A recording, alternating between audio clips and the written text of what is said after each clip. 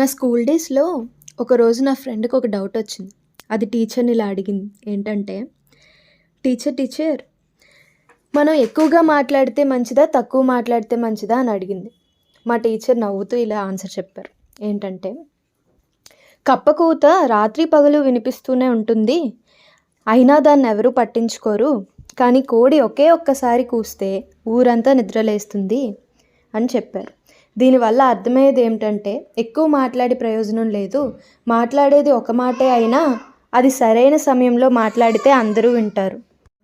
అలాగే మన చుట్టుపక్కల మనల్ని డిస్కరేజ్ చేసే విధంగా ఎన్నో నోర్లు వినిపిస్తాయి. కానీ ప్రతిసారి సమాధానం చెప్పాల్సిన అవసరం లేదు. దానివల్ల మనం ముందుకు వెళ్ళలేం. కానీ మనం చెప్పే ఆ ఒక్క సమాధానం సరైన సమయంలో చెప్పడం వల్ల అరిచిన నోర్లన్నీ మూతపడతాయి. అయ్యయ్యో! అసలు విషయం మర్చిపోయాం కదా! ఉల్లికాడ టొమాటో కర్రీ ఎలా చేయాలో వీడియోని కింద లింక్ చేశాను. తప్పకుండా చూసి నచ్చితే లైక్ చేసి షేర్ కూడా చేయండి. సబ్స్క్రైబ్ చేయడం మర్చిపోకండి. Thank you.